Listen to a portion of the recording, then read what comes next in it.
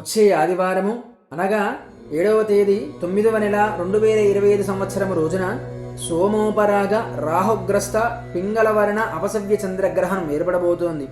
ఈ గ్రహణ సమయం రాత్రి 9:56కి స్పర్శకాలముగా ప్రారంభమై 1:26కి మోక్షకాలముగా అంటే మొత్తము 3 గంటల 30 నిమిషాలు ఆద్యంత పుణ్యకాలముగా ఏర్పడబోతోంది. గ్రహణ సమయంలో పాటించవలసిన ఆహార నియమాలు: పెద్దవారు మధ్యాహ్నం 2 గంటల లోపే భోజనాన్ని చేయాలి. ఇక పిల్లలు, వృద్ధులు, ఆకలికి తట్టుకోలేని వారు మాత్రమే 5 గంటల లోపు భోజనం చేయవచ్చు. ఈ గ్రహణం సంభవించే 9 గంటల ముందే దాని యొక్క ప్రభావం మొదలవుతుంది.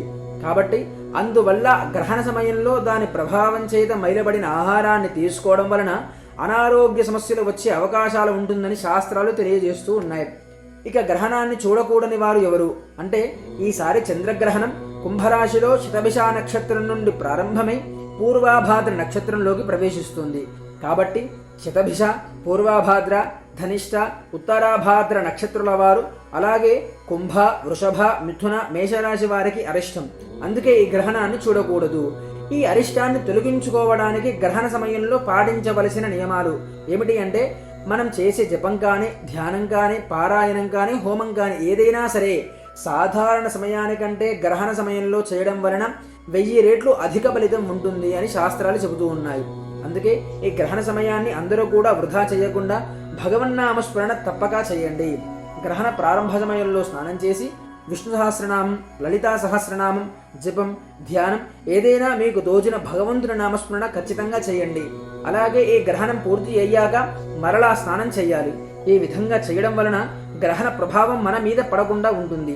ఈ గ్రహణ పరిహారాల దగ్గరికి వస్తే బియ్యము, మినుములు, చంద్రబింబం వంటివి దానం ఇవ్వడం వలన మహాపుణ్య ఫలితాన్ని ఇస్తుంది.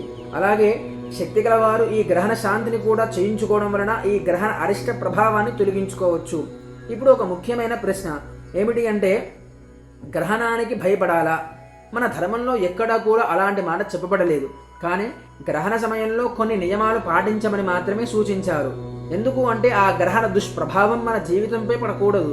కాబట్టి ఈ గ్రహణ సమయాన్ని ఎవరూ కూడా వృధా చేయకండి.